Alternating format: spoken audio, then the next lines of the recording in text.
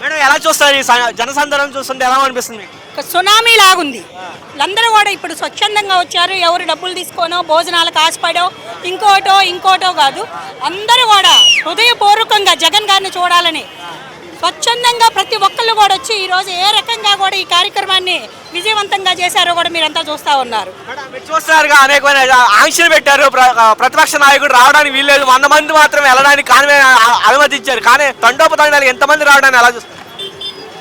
ఇప్పుడు చాలా మందిని కూడా ఆపడానికి ప్రతి ఒక్క 2 కిలోమీటర్ల పరిధిలో ప్రతి 2 కిలోమీటర్ల దాకా మొత్తం చెక్ పోస్టులు పెట్టడం జరిగింది.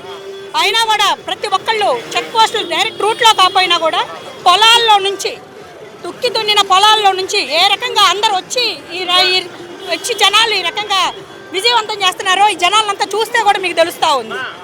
వాళ్ళు ఒకళ్ళు అడ్డుకునేది ఆగేది కాదు. ఇది వాళ్ళు ఎన్ని ఆంక్షలు పెట్టినా కూడా జగన్మోహన్ రెడ్డి మాజీ ముఖ్యమంత్రి వాళ్ళు జగన్మోహన్ రెడ్డి గారిని చూడటానికి ఈ రకంగా ఎంతమంది వచ్చారో మనం చూడొచ్చు. ఎక్కడ కూడా ఆయన ఓట్ బ్యాంకింగ్ ఎక్కడా తగ్గలేదు. ఇంకా వీళ్ళు ఆపరగలు కొంతమంది ఆగి ఉండొచ్చేమో కానీ ఇంకా మొత్తం వస్తే మొత్తం సునామీలాగా మొత్తం కొట్టుకుపోయేది. అసలు వీళ్ళు ఎన్ని ఆంక్షలు పెట్టినా కూడా ఇది ఆగేది మాత్రం కాదు. చూస్తారు పల్నాడులో రాబోయే రోజులు ఎలా ఉండబోతుంటారు? రాబోయేది 2029లో 175కి 175. నెక్స్ట్ జగన్మోహన్ రెడ్డి గారు సీఎంగా ప్రధాన స్వీకారం చేసేది మీరందరూ కూడా మనమంతా కూడా చూడబోతూ ఉన్నాము. ఏ రకంగా కూడా ఆగేది లేదు. నెక్స్ట్ 2G ఎలా ఉంటుందో కూడా చూపిస్తారు. చూస్తారు కానీ రాజకీయంగా జగన్మోహన్ రెడ్డి అనే వ్యక్తిని భూస్థాపితం చేస్తామని చెప్పి 40 సంవత్సరాలు ఉన్న రాజకీయ నాయకుడు చంద్రబాబు మాట్లాడటాన్ని ఎలా చూస్తారు? అంటే దాని గురించి చెప్పాలంటే ఎన్నో అనుకుంటారు కానీ అన్నీ అవ్వవుగా. ఈసారి అంటే ఏదో జనాల్ని సూపర్ 6 అన్న హామీలతో ఈరోజు రావడం జరిగింది. అంతేగాని ఆయనంతటా ఆయన హామీలు కూడా నెరవేర్చింది కూడా ఏమీ లేదు. ప్రతి ఒక్క జనం చూస్తూ ఉన్నారు. నెక్స్ట్ రాబోయే జగన్ గారే వాళ్ళు ఎన్ని ఆటంకులు పెట్టినా ఎన్ని అడ్డంకులు పెట్టినా కూడా ఆగేదిగా మాత్రం కాదు. ఈసారి చూస్తున్నారు వైసీపీ కార్యకర్తలు కానీ నాయకులు కానీ రెడ్ బుక్ చూసినా ఎరుపు కలర్ చూసినా సరే భయపడుతున్నారని చెప్పి లోకేష్ అంటున్నాడు. అలా ఏమీ లేదు. కొంతమందిని వాళ్ళు రాసుకొని టార్గెట్ చేసి ఇప్పుడు ఈరోజు భయపెట్టాలని చూస్తున్నారు కానీ ఏ ఒక్క కార్యకర్త కూడా ఈరోజు భయపడేది లేదు. భయపడితే ఇంతమంది కూడా రారు. కాబట్టి మీరే అర్థం చేసుకోవాల్సిందిగా కోరుకుంటున్నాను. చూస్తున్నారు జగన్మోహన్ రెడ్డి గారు కూడా మాట్లాడుతూ ఈ మధ్యకాలంలో 2.0 చూపిస్తాను, కార్యకర్తలకి అన్యాయం జరిగింది, న్యాయం చేశాను నేను చేస్తాను. ఫస్ట్ జనాల కోసం 2019లో జనాల కోసం జగన్మోహన్ రెడ్డి గారు రావడం జరిగింది. జనాలకి ఇవ్వాల్సిన పథకాలన్నీ ఇచ్చారు. కార్యకర్తల్ని కొంచెం పట్టించుకోలేదు. కానీ ఈసారి అలా ఉండదు. రాబోయే రోజుల్లో కూడా ముఖ్యంగా కార్యకర్తల్ని ఆయన కోసం ఎవరైతే పనిచేస్తున్నారో ఈసారి ప్రతి ఒక్కరిని గుర్తుపెట్టుకుంటారు. 2Gలో మీరు గ్యారంటీగా చూడబోతున్నారు ఏ రకంగా మేము ముందుకు వెళ్ళబోతున్నాం. అప్పుడు 15,000 ఎత్తేనే అది అన్నానే, మరి ఇప్పుడు 13,000. ఒక పిల్లకి వచ్చి ఒక పిల్లకి రాలా. గ్యాస్ బండ్లు 3 బండ్లు ఎత్తాను, ఒక్కడు కూడా పడలేదు వాటికి. మేము వస్తుంటే పని ఎందుకు? మేము వస్తుంటే అసలు ఆ బళ్ళు ఆపితే మేము కంచెలో పడి నడిచే అవసరం ఏంది? మేము జగనాన్ని చూడాలా వద్దా? వాళ్ళకి అంత కడుపులో మంటే ఏంది? అమ్మ ఉచిత బస్సు అని కూడా మీకు చెప్పడం జరిగింది. మాకు పడలేదు, ఒక బస్సు పడలేదు. ఏది వస్తుంది బస్సు? ఎట్లా మిరగాలు కొట్టాలి కాదు. ఏం చేయడానికి అన్ని పథకాలని పెట్టాడు. ఏ పథకం వర్తించింది మాకు? పలానా పథకం చెప్పండి మాకు. మా పిల్లలు 3 ఉండాలి, ఒక్కడ పడలేదు వాటికి. గతంలో తీసుకుంటే ఒక గ్యాస్ బండ్ కూడా డబ్బులు పడలా. ఎందుకు మరి 4 తీసుకున్న గ్యాస్ బండ్ ఒక్క గ్యాస్ బండ్ కూడా డబ్బులు పడలా. మా ఇంటి ఓట్ల ఎలక్షన్ అప్పుడు మా ఇంటి కాడికి వచ్చి రాళ్ళు వేసారు. మా పిల్లగాడి మీద రాళ్ళు వేసారయ్యా. లోకేష్ వచ్చినప్పుడు మేమేమనలా, ఆయన కూడా రాళ్ళు వేసారు. ఏం చేశారు మమ్మల్ని? ఏం చేశారు? మాకు ఒక పథకం కూడా రాని ఇట్లా. మరి ఇప్పుడు మరి ఇంకేం చేయాలి? మరి అన్నకు చెప్పుకుందాని వస్తున్నాము. 6 పోలీసులు కొట్టినా 7 పోలీసులు కొట్టినా ఎందుకు ఆపాలి మమ్మల్ని? మా బాధలు ఏందో మేము చెప్పుకోవడానికి వస్తాంగా. మళ్ళీ మీకు జగన్ ఉన్నప్పుడు ఒక నిమిషం అన్న, జగన్ ఉన్నప్పుడు బాగుంది అంటారా? ఇప్పుడు కూటమి వచ్చినప్పుడు బాగుంది? మాకు జగన్ ఉన్నప్పుడే బాగుంది. ఇప్పుడు మా ఊర్లో కరువు పని లేదు. మా ఊర్లో కరువు పని లేదు. కరువు పని తీసేశారు. ఎందుకు తీసేయాలి కరువు పని? అప్పుడు జగన్ అని పెట్టారు కరువు పని. ఇప్పుడు మా ఊళ్ళో తీసేశారు కరువు పని. రేట్ లేకుండా చేశాడు. వచ్చినాక కరువు పుట్టించాడు జనానికి. పని లేదు. ఏం పని ఉంది? మిరగాల రేట్ లేవు. ఏముంది? పత్తికాడ రేట్ లేదు. ఏం లేదు. ఏం రేట్లు ఉన్నాయి? అంత పప్పే. ఏ పని లేదు. జనసేన పార్టీ అధినేత పవన్ కళ్యాణ్ గారు కొన్ని రోజుల నుంచి ఏపీలో కనపడతలేదంటూ వార్తలు వస్తున్నాయి. మీకేమైనా కనపడుతున్నారా? లేదు ఏది వాస్తవం? కనపడుతున్నారా? ప్రజల్లో ఉంటున్నారా లేదా? పవన్ కళ్యాణ్ అనే వ్యక్తి కనపడితే ఆశ్చర్యం కానీ కనపడపోతే ఆశ్చర్యం ఏముంది? వాస్తవంగా ఆయన రాజకీయాల్లోకి వచ్చింది నారా చంద్రబాబు నాయుడు కోసం. నారా చంద్రబాబు నాయుడిని సీఎంగా చేయడం కోసం వచ్చాడు. నారా చంద్రబాబు నాయుడికి ఏదైనా కష్టం వస్తే ఆయన వస్తాడు అప్పుడు. అంతేలే కానీ ప్రజలకి ఎక్కడైనా పోతే ఏంటి, మహిళల మీద అగాత్యాలు జరుగుతాయి ఏంటి, హత్యలు జరుగుతాయి ఏంటి, రాష్ట్రంలో లాండ్ ఆర్డర్ అదుపు తప్పితే ఆయనకి ఏంటి? దేవాలయాలు, గుళ్ళు, గోపురాలు ఇవన్నీ కాశీనాయన లాంటి దేవాలయాలు ఇవన్నీ భూస్థాపితం చేసి తగలబెట్టేశారు.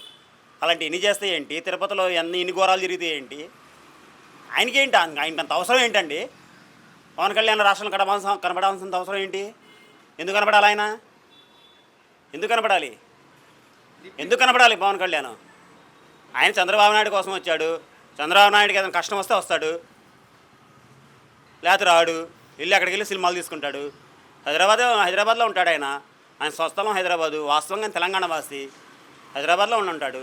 ఇక్కడ ఆయన టైంపాస్ రాజకీయాలు చేయడం కోసం వచ్చాడు, టైంపాస్ చేస్తున్నాడు అంతే. అంతమించి ఆయన దగ్గర మనం ఎక్స్పెక్ట్ చేయాల్సిన అవసరం ఏం లేదు. డిప్యూటీ సీఎం హోదాలో మహిళల మీద దాడులు జరిగినా లేదా కుప్పంలో మహిళను కట్టేసి కొట్టినా కూడా స్పందించుకోకుండా పవన్ కళ్యాణ్ సైలెంట్గా ఉంటున్నారు. గతంలో చెప్పిన మాటలకి ఇప్పుడు చేస్తున్న చేష్టలకి పొంతం లేదనే మాట అనిపిస్తుందండి.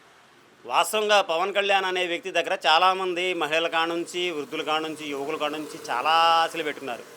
నిజంగా ఇతను మన భారతదేశాన్ని కాదు, మన ఆంధ్రప్రదేశ్ని కాదు, భారతదేశాన్ని ఉత్తరించడానికి దేశోద్ధారకుడు అనుకున్నారు. చిరంజీవి సినిమా ఉంది సారా, చిరంజీవితో బాలకృష్ణ సినిమా ఉంది, దేశోద్ధారకుడు సినిమా. ఆ టైప్లో తన హీరోయిజం చేస్తాడేమో. రాష్ట్రాన్ని మొత్తం ప్రక్షాళన చేసేసి ఎక్కడ ఎవరు పడకుండా, సంక్షేమం గురించి ఎదురు చూడకుండా, అంటే సంక్షేమ పథకాలు కావాలి మాకు అని ఎదురు చూడకుండా వాళ్ళకి ఉద్యోగ భరోసా కల్పిస్తూ అసలు నిరుద్యోగం అనేది లేకుండా పూర్తిగా మొత్తం అసలు ఒక రూపురేఖలు, ఆంధ్రప్రదేశ్ రూపురేఖలు మారుస్తాడని చెప్పి చాలా ఎక్స్పెక్టేషన్ చేశారు. అసలు మహిళలైతే నిజంగా ఆయన దేవుడే పవన్ కళ్యాణ్ రూపంలో వచ్చాడా అన్నట్టుగా ఇతను మభ్య పెట్టాడనమాట. అరే అసలు 30,000 మంది ఆడపిల్లలు మన ఆంధ్రప్రదేశ్ నుంచి మొత్తం తప్పిపోయారు. నాకు నిఘా సమాచారం ఉంది, కేంద్రం నుంచి నిఘా సమాచారం నా దగ్గర ఉంది, వాళ్ళని బయటికి తీసుకురావాలి అది ఇది అన్నాడు. పెద్ద మాటలు బొంకాడు. ఇప్పుడు ఏమైంది? ఆ 30,000 మందిని ఎందుకు తీసుకురాలేదు పవన్ కళ్యాణ్? అసలు ఆ 30,000 సంగతి తీసేయండి, పక్కన పడేయండి. ఏదో ఎన్నికల హామీ, ఏదో ఎన్నికల గురించి ఏదో వాగాలి కాబట్టి వాగాడు, తీసేయండి. ఇతను అధికారంలోకి వచ్చిన తర్వాత కడపలోనైతే ఏంటి, తెనాల్లో పెంబసాని ఎంపీ పెంబసాని అనుచరుడు ఒక దళిత మహిళను అత్యంత దారుణంగా, పైశాచికంగా, హేయంగా ఆ తలపై మోది ఆమె అపస్మారక స్థితిలో ఉన్నా కూడా అతను ఆమెపై అఘాయిత్యం చేసి, అత్యాచారం చేసి ఆమె చావు కారణమయ్యాడు. బెంబసాని ప్రధాన అనుచరుడు. అతని మీద ఈ పవన్ కళ్యాణ్ ఏం చర్యలు తీసుకున్నాడు? రీసెంట్గా అనంతపురంలోనూ ఒక ఇంటర్ చదివే పిల్లని 14 మంది 6 రోజుల పాటు 14 మంది అతి దారుణంగా, నిజంగా కర్కశంగా, చాలా నిజంగా మానవసలు సైతం సిగ్గుతో తలదించుకునే విధంగా ఆ పిల్లను అత్యాచారం చేసి అతను పెట్రోల్ పోసి తగలబెట్టేస్తే దాని గురించి కూడా స్పందించలేదు. ఏమైపోయాడు? ఒక్కటరి కాదు, దగ్గర 183 అఘాయిత్యాలు జరిగినాయి ఆడపిల్లల మీద. దగ్గర ఒక 215 మంది మహిళలు ఎంతో ఈ ఆకతాయిల వల్ల ఎంతో మానసిక వేదకు గురయ్యారు. అలాంటి వల్ల ఈ పవన్ కళ్యాణ్ ఏం చర్య తీసుకున్నాడు? ఎందుకు తీసుకుంటాడు? ఏం అవసరం? వాళ్ళ పిల్లోడికి ఏదన్నా సింగపూర్లో ఏదైనా జరిగింది, లేదా వాళ్ళ బ్లడ్ రిలేషన్కి ఏదైనా అయింది, లేదా నాగేంద్రబాబుకి ఎమ్మెల్సీ సీట్ కావాలి, లేదా చిరంజీవి దగ్గరికి వెళ్ళి ఆలింగనం చేసుకోవాలి, ఇలాంటి చిన్న కార్యక్రమాలు ఉంటే పవన్ కళ్యాణ్ చేస్తాడు. కానీ రాష్ట్ర ప్రజల కోసం కానీ, రాష్ట్ర మహిళల కోసం కానీ, రాష్ట్ర యువత కోసం కానీ పవన్ కళ్యాణ్ పాటుపడతాడని ఆలోచించడం మన అమాయకత్వం అనేది నేనైతే గట్టిగా చెప్తున్నాను. ముఖ్యమంత్రి చంద్రబాబు గారు వైఎస్ జగన్మోహన్ రెడ్డిని భూస్థాపితం చేసేసా, ఇంకా లెగనివ్వను అని కూడా కొన్ని టీవీ ఛానల్లో చెప్తున్నారే సార్. భూస్థాపితం అసలు జగన్మోహన్ రెడ్డి ఆయన పార్టీ పెట్టినప్పుడు ఎంతమంది ఉన్నారు? నాకైతే లెక్క తెలియదు, చెప్తున్నాను. కొంతమందే ఉన్నారు, ఒకరో ఇద్దరో ముగ్గురో నలుగురో ఉన్నారు. అప్పుడు సోనియా గాంధీ ఢిల్లీలో మంచి పవర్లో ఉంది, ఆమె వల్లే ఆమె ఆపలేకపోయింది. ఎంతోమంది ఆపాలని చూశారు, వాళ్ళ వల్లే కాలేదు. ఎందుకంటే ప్రతిపక్షంలో కూర్చున్నాడు, పోరాడాడు, 151 సీటు ప్రజాదరణతో గెలుచుకున్నాడు, సీఎం అయ్యాడు, మళ్ళీ ఓడిపోయాడు, మళ్ళీ ప్రతిపక్షంలో కూర్చున్నాడు. భూస్థాపితం చేయడం జరగని పని సార్ వైసీపీని. ఓకేనా? దాడులు ఇలా కంటిన్యూ అయినా లేదా కేసులు పెట్టినా కార్యకర్తలు ఏమైనా వెనక తగ్గే అవకాశం ఉంది? తగ్గరు సార్. ఒకసారి కొడితే ఏదో కోపంలో ఉన్నారనుకుంటారు, రెండోసారి కొడితే పర్లేదు అనుకుంటారు, మూడోసారి కొడితే ఇది ఎలా ఉంటుందంటే సార్, జగన్ గారే మొండి ఆ పార్టీలో. జగన్ గారిలాగా కార్యకర్తలు తయారయ్యారు అనుకోండి, వీళ్ళు తట్టుకోవటం వాళ్ళ వల్ల కాదు. ఒక్క జగన్ గారిని తట్టుకోవడమే చాలా కష్టంగా ఉంది. కార్యకర్తలు కూడా జగన్ లాగా అయితే మాత్రం వీళ్ళని తట్టుకోవడం చాలా కష్టం సార్. పరిస్థితులు ఎట్లా ఉన్నాయి ప్రస్తుతం గ్రామాల్లో కానీ ప్రజలు కానీ ఏమనుకుంటున్నారు? జగన్మోహన్ రెడ్డి ఉన్నప్పుడు ఎలా ఉంది, కూటమి వచ్చిన సంవత్సరంలో ఎలా ఉంది సార్? జనాభా అనుకోవడం ఏంటంటే సార్, వాస్తవంగా అయితే నేను తిరుగుతూ ఉంటాను ఆటోలో, ప్రతి చోట తిరుగుతూ ఉంటాను. ప్రతి ఆటో ఎవరైనా సరే ఏంటంటే మాకు పథకం రాలేదు, మేమైతే క్షేమంగా లేము, మేమైతే జగన్మోహన్ రెడ్డి ఉన్నప్పుడే బాగుంది మా పాలన అని చెప్పిన వాళ్ళు నాకైతే 100% వాళ్ళే చెప్పారు సార్. ప్రజలే చెప్పారు నాకు. నేను ట్రావెల్ చేస్తూ ఉంటాను కదా, ప్రజలే చెప్పారు నాకు. ఒక్కళ్ళు కూడా మేము జగన్మోహన్ రెడ్డికి ఓటు వేయలేదని కూడా ఎవరు నాకు చెప్పలేదు ఇప్పటిదాకా. నాకు కూటమి ప్రభుత్వం మంచి ప్రభుత్వం అని చెప్తున్నారే. మంచి ప్రభుత్వం మన అదే సార్ నేను ఇచ్చింది. ఇప్పుడు నేను అదే అన్నా సార్, కూటమి ప్రభుత్వం మంచి ప్రభుత్వం వాళ్ళే స్టిక్కర్ ఇస్తున్నారు, సూపర్. మరి ఇంకోటి ఏంటంటే 1 year పాలన అని బోర్డులు కూడా పెట్టినారు, సూపర్, బాగుంది. అంటే నాకు ఇందులో ప్రశ్న ఏంటంటే, మా అబ్బాయిని ఎగ్జామ్ పంపించాను సార్. నేను ఎగ్జామ్ రాశాడు స్కూల్లో, మార్కులు కూడా ఆయనే వేసుకున్నాడు. టీచర్ దగ్గరికి పంపించాడు, వెళ్ళింది.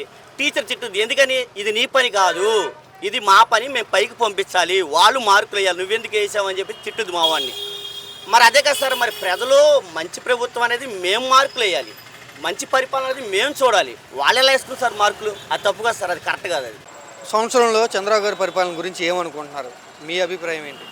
అభిప్రాయం ఏంటంటే చంద్రబాబు నాయుడు గారు మంచిగానే చేస్తున్నాడు, కానీ ఇంకోటి ఏంటంటే కొంతమంది పెత్తనం ఇచ్చేపాటికి వాళ్ళు చెప్పిన మాట వినకుండా, ఇంకోటి ఎంఆర్ఓ ఆఫీసులో ఒకటి, ఆర్ఐ ఆఫీసులో ఒకటి, కొన్ని ఆఫీసుల్లో ఒకటి ఇప్పుడు కొద్దిగా లంచాలకు పాల్పడుతున్నారండి. లంచాలు ఉన్నాయి. అవును, లంచాలు జరుగుతున్నాయి. అవి కొద్దిగా చంద్రబాబు నాయుడు గారు అరికట్టాలి. ఇంకోటి ఏంటంటే రోడ్లు బాగు చేపిస్తున్నారు, ప్రజలు ప్రత్యేకంగా ప్రశాంతంగా తిరుగుతున్నారు. ఇంకో మైనస్ పాయింట్ చెప్పనా, చంద్రబాబు నాయుడు బస్ స్టాండింగ్లో కూడా కేర్ తీసుకోవాలి. మనం బస్ స్టాండింగ్ వెళ్ళేప్పటికీ మొహాలు లోతు నీళ్ళు ఉండటం వల్ల ప్రజలు అక్కడ ఇబ్బంది అయిపోతున్నారు. మెయిన్ రోడ్లు బాగా చేపిస్తున్నారు. ఆ బస్ స్టాండింగ్లో కేర్ తీసుకుని మంచిగా చేపియాలి. అందుట్లో తల్లికి వందనం కూడా వేసారు. అందుట్లో మళ్ళీ ఆగస్టు నుంచి కూడా ఫ్రీ బస్ వదులుతున్నారు. అది ఎంతవరకు ఆటో వాళ్ళకి కూడా న్యాయం చేయాలని నా కోరిక. ఫ్రీ బస్ వదిలి కానీ అందరూ ఆటోలు ఎక్కడం తగ్గించేస్తారు. అవి వేల కుటుంబాలు ఉన్నాయి ఆటో వాళ్ళు కూడా. పాప ఆయన కూడా చంద్రబాబు నాయుడు కూడా మనసిప్పి ఆటో డ్రైవర్లకి ఏదో ఆయన తగిన సాయం చేస్తానని నేను కోరుతున్నాను. సంవత్సర కాలంలో నేను ఉండుంటే కనుక ఈ బాటికి చాలా పథకాలు ఇచ్చేవాడిని అని జగన్మోహన్ రెడ్డి గారు చెప్తున్నారు. ఈయన ఒక్క తల్లికి వందనమే ఇచ్చాడు అంటున్నారు. పథకాలు ఇచ్చేవాడు అండి జగన్మోహన్ రెడ్డి గారు, పథకాలు ఇచ్చేవాడు, ఇటు ఇచ్చేవాడు, అటు లాక్కునేవాడు. ఏం ఉపయోగం అండి? ఇప్పుడు ఒక చిన్న చెత్త బండి వచ్చేది, ఆ చెత్త బండి కట్టాలి నెల. ఈ పరిమాణంలో చెత్త బండి లేదు, చెత్త బండి తీసేసాడు. ఆ పరిమాణం చెత్త బండి కట్టాలి, నీటి బండి కట్టాలి. పోయిన గత 20 సంవత్సరాలు ఉన్న బకాయిలు మొత్తం, కరెంట్ బిల్లు బకాయిలు మొత్తం వేసేస్తాడు. అవి రొటేషన్ చేస్తాం కానీ జగన్మోహన్ రెడ్డి తెలివితో దానివల్ల ఉపయోగం ఉండదు. నా దగ్గర తీసుకుంటాడు, నాకే పెడతాడు, ఆయన జోబులు ఏం పెట్టరు. చంద్రబాబు గారు అయితే, చంద్రబాబు నాయుడు గారు అయితే ఆయన సొంత డబ్బులు పెడతాడు, లేకపోతే అప్పులు చేసి పెడతాడు. ప్రజలు నెత్తి మీద వేయడు సామాన్యంగా. సొంత డబ్బులు అంటే? సొంత డబ్బులు అంటే ఏదన్నా ఆయన ఆస్తులు ఉంటాయి కానీ, ఏదన్నా సొంత బిజినెస్ కానీ, సొంత డబ్బులు ఇస్తారు జనాలకి. సొంత డబ్బులు అంటే మోడీ దగ్గర తీసుకురాని, ఎక్కడన్నా ఏపీలో రొటేషన్ కానీ ఆయన అడ్జస్ట్ చేస్తాడు. అది అప్పు చేయని ఏదో ఒకటి చేసుకుంటూ వస్తాడు. ఇంకోటి ఏంటంటే చంద్రబాబు నాయుడు గారు చిన్న పొరపాటు చేస్తున్నారు. ఆ పొరపాటు గురించి చెబుతా. ఆ పొరపాటు ఏంటంటే ఇప్పుడు చేసే పనులు కూడా మంచి పనులు చేస్తున్నాడు, కానీ ఇంకోటి నిర్ణయం చేయాలి చంద్రబాబు నాయుడు గారు. ఇప్పుడు ప్రజలు బస్సుల్లో వెళ్తున్నారు, కొద్దిగా ట్రాఫిక్ సాట కొద్దిగా దాని గురించి గారు ఆలోచించి ట్రాఫిక్ ఎక్కడెక్కడ క్లియర్ చేస్తూ ఉండాలి. ఓకే, చంద్రబాబు గురించి ఓకే. పవన్ కళ్యాణ్ గురించి మీ అభిప్రాయం ఏంటి? సంవత్సరం ముందు ఎలా ఉన్నారు, సంవత్సరం తర్వాత ఎలా ఉన్నారు? పవన్ కళ్యాణ్ గారు అంటే ఇప్పుడు చంద్రబాబు నాయుడు గారు ఎలానో పవన్ కళ్యాణ్ గారు అలానే. ఇంకోటి ఏంటంటే పవన్ కళ్యాణ్ గారు పెద్దగా మీడియా ముందు అంతగా కనబడినట్లేదు ఈ మధ్యకాలం నుంచి. చంద్రబాబు ప్రెస్ మీట్లు కానీ ఏమన్నా కానీ చంద్రబాబు నాయుడు కానీ లోకేష్ గారు కానీ ఇస్తున్నారు. గత ప్రభుత్వంలో కూడా ప్రతి ఎమ్మెల్యే నోరు దూల వల్ల, గత ప్రభుత్వంలో నోరు దూల వల్ల ఎదుటాలని విమర్శించే బదులు మనం ఆలోచించుకుని విమర్శించాలి. ఇంకోటి ఏంటంటే చంద్రబాబు నాయుడు గారిని మళ్ళీ అరెస్ట్ చేయడం వల్ల, ఇంకోటి ఏంటంటే బొత్స సత్యనారాయణ గారు కొద్దిగా నోరు దురుసుగా మాట్లాడటం వల్ల ఎంప్లాయల్ని ఏ ప్రభుత్వం మంచిగా చూసుకునిద్దో కొద్ది గొప్ప ఆ ప్రభుత్వమే గెలిచిద్దండి.